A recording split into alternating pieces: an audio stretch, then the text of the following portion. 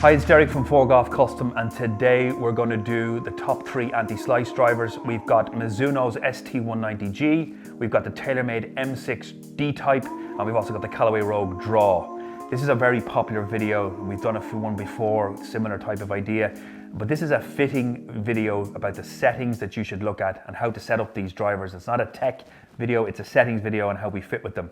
I guess the first thing, let's show everybody what type of swing these drivers will suit. So if we pull up some data on TrackMan, but explain what you're seeing, because most golfers are, you know. Yeah, the vast percentage of amateur golfers have a natural miss right if you're right-handed or a natural miss left if you're left-handed. And it tends to come from the swing getting at the top, coming over, we call it over the top, or moving forward as it goes, and then the swing gets outside the plane and comes in across the ball, creates a sliding motion to the back of the ball, cut side spin onto it, and makes the ball shoot off. And it can be higher, it can be low to the right. It can be high or low depending on what the hands do. Right, and so I think with TrackMan it will not only show you the ball flight or where that misses, but we'll also show you the path as well, so you can understand that more and maybe make more relation to it. If it's visual, it'll make more sense. Absolutely. First driver then you like for this kind of an application? So, pretty much new to the marketplace, we have Mizuno's ST190 G Driver.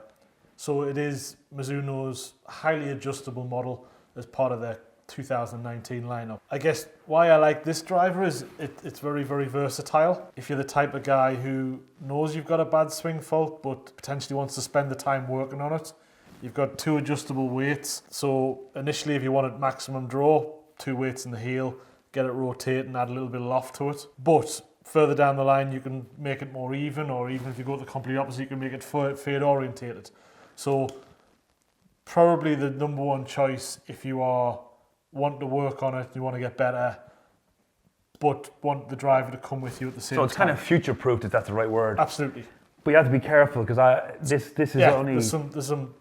So first and foremost, if you're left-handed, apologies, it doesn't come in left hand. So that's you guys out of the mix. And then there's only one starting loft of 9 degrees. Plus there's very, very little spin from it. So you're going to tend to need that guy who has the high right miss as your natural shot.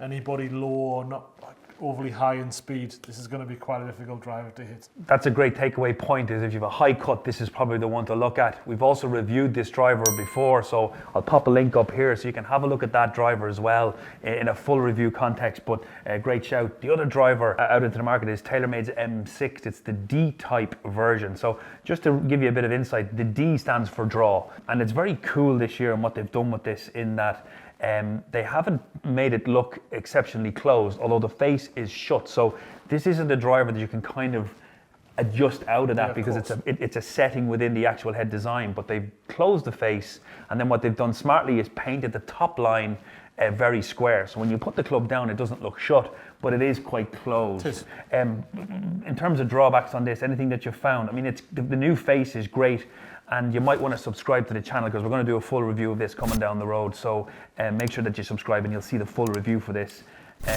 Give us I guess the main brief on this is you've got loads of loft options, a 9 degree head, a 10.5 degree head, a 12 degree head. Yep. And you've got left-handed versions in 9 and 10.5. So if you're left-handed or right-handed, launch it high, launch it low, launch it mid. You can purposely select the head and the loft that will work specifically for you. And the loft settings then? I think the key with the loft settings on the tips with TaylorMade is because it's one movable piece. Higher loft is a closed face and lower loft is an open face. So if you have a bad cut, inevitably it's better to buy a lower lofted driver and close the face over, add more loft to it naturally, than taking something that is naturally higher in loft. Yeah, and also just to be aware, the upright setting is the loft that's on the driver, so the set loft, but in a slightly more closed version. So if you have a fairly high cut, go for the lower loft, put it into the upright setting. But if you have a sort of a low cut, then go into the more middle loft and then put it into the higher or fully closed session.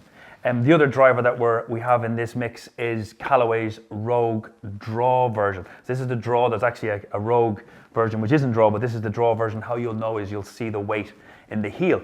I love this driver, and we've obviously it's almost a season old now, to be fair. But it's a follow-on from last year. Right, but Callaway found it so good that they're going to roll it into the full season, and so this is current, as it were, going forward. I'm actually hitting one of these at the moment, quite liking it in a draw setting, funny enough. So What's the plus sides to this in terms of the product? Again, I think one of the big differences with this one is that where the TaylorMade is a closed face, the Callaway has a big weight in the heel, so the head is naturally wanting to rotate on its own through the center point of the shaft. Now, slightly negative, although there is lots of loft options, the weight is in the front of the head. So weight in the front, low launch, weight in the back, high launch. So again, with this one and the opposite to the TaylorMade, don't be afraid of adding a little bit of loft to it because the weight's in the heel and in the forward position. Plus on their tip, great tip, double setting, you don't have to have face angle and loft angle as separates. So you've got a -1 standard, +1, +2, and then either draw or neutral.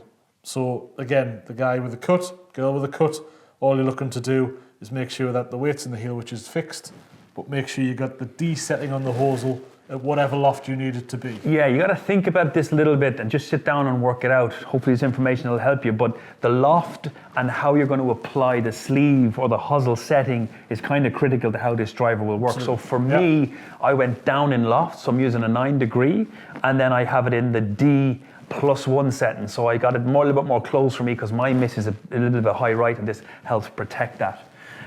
Settings then in shaft, just give us a quick overview so the folks can have an idea of what they should be looking at shaft-wise. I guess inevitably with cutting across the side of the ball, you're going to impart side spin on it. So again, the kick point, high for low and low for high, pick it bases on your height, but the common things with this is shorter shafts, keep control of it, keep the body, keep it so it can put less spin on it. That's an important point. Don't just plug and play with this. You might want to look. So some of the shafts, especially ones in TaylorMade, I see are like 46 3/4 inches long. Yeah. Now this is an attempt to get more speed and more hit from it, but we found with this specific type of miss, you're better shortening the shaft. So go and get it customized. Get the length a little shorter. You'll find it'll really help you going forward. Then keep flexing the tip of the shaft is kind of helpful too. So we call it torque. It's the rotational axis of the shaft, so how the shaft rotates. Loads of torque means the head wants to rotate. I'll stick some numbers up as well. It's done by degrees, and then you'll see it on some shafts. You'll be able to do some research in there, and you'll be able to find that there's a torsional degree value. I'll show you where it is on some of the shafts. You'll see it. Basically, the higher the number or the higher the degree, the more the movement of the shaft or movement of the head. And then I guess the final one is, from a grips perspective, just ensure that you have a tapered grip, as in one that gets thinner as it progressively goes down. The industry's starting to put more reduced tapers in. Yeah. Make sure it's tapered so the right hand will rotate quicker than the left hand. Or as thin as you can, that's comfortable, because ultimately where you have a little bit more thinner grip, there's more tendency to let the hands release, which will also help with that cut. So that's our top 3 anti-slice drivers for 2019, the Mizuno ST190 G Driver, the TaylorMade M6 D-Type, and the Callaway Rogue Draw. The Mizuno and the TaylorMade are sitting in and around that €500 mark. The Rogue's about €50 less. So key takeaway here is, sometimes don't be afraid of using a draw type head or a more draw biased head to set up your driver, and then really use the shaft to stabilize the head and the settings within each to get the club to do exactly what you want.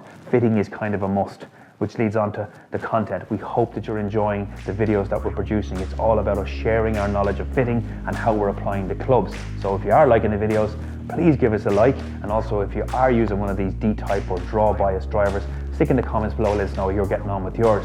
And please subscribe to the channel. All the videos are starting to come together for the new product for 2019. And until then, I'll see you at the next video.